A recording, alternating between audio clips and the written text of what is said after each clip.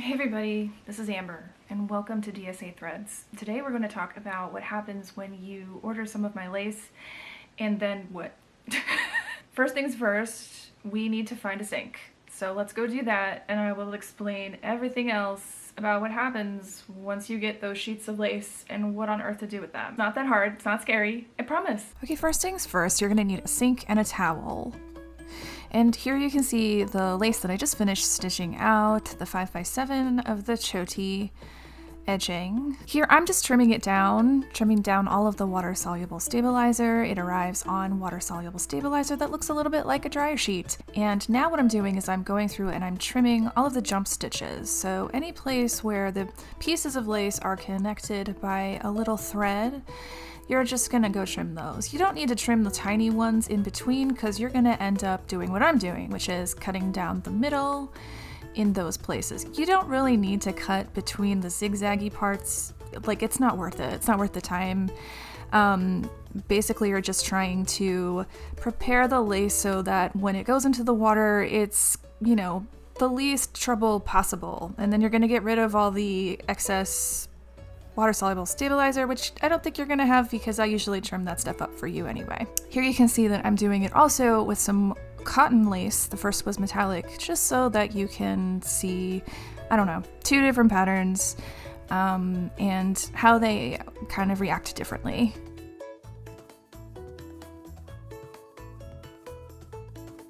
Okay, so now that you have all of your pieces ready, you're gonna turn on the sink. Obviously, pull the stopper, that's important, or put in the stopper, whatever. Make sure that it fills up and doesn't leak out water. And then you wait. And wait some more. Okay, here we go. Now we're going to actually just throw them in there. It doesn't even matter, if the water is still filling up, really. Make sure there's enough at least, though, that it's not, gonna stick to the bottom of the sink. Okay, and now we're just going to wait for the water-soluble stabilizer to start dissolving, which it does pretty quickly. And this is an interesting thing where if you leave it in longer, you're going to have less water-soluble stabilizer on the actual lace, and some people like that.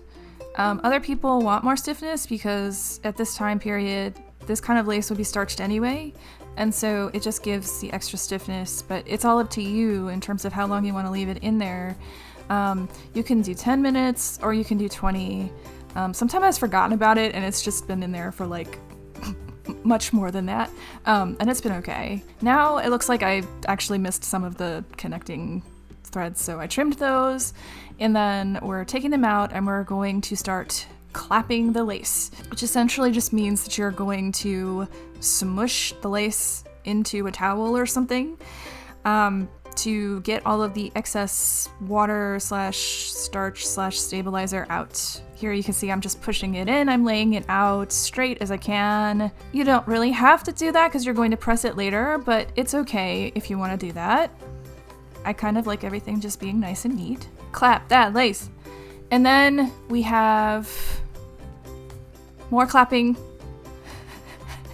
You can even smush it with another towel or the bottom of the towel or whatever you have. I don't have enough towel to cover up the whole thing. It's fine, it really is. So now you're gonna wait. You're gonna wait for a while and let it dry. Now you can let your water out. Obviously, there's gonna be some sticky stuff in there left over, and in the sink you can always just run the water and just sort of get that out of there. It's clear. It does build up. Just use a sponge or something. It's fine. Okay, now I'm gonna do the second one. I'm gonna do the second lace. I prefer to do a different bath for every lace, every sheet. I don't know if that's necessary because it is a lot of water, but that's just what I do. As you can see, I've already put the lace in there. It's really not a big deal. Thought I was done. I guess I wasn't. Okay. I think we're good. Oh yeah, so this is the other thing that needs to happen. Make sure that you, after a few moments, remove the lace from the towel or it will stick to the towel. And if you don't want that to happen, remove them after you've clapped them, please. Very important. They will still need to dry there, but like just make sure you separate them or it's not fun. Some more threads that I forgot to, I don't know, where were they? They were hiding in there somewhere. Okay, so now they are all dissolved. Time to lay them out. We're gonna do the same thing. We're gonna clap this lace. This is the cotton.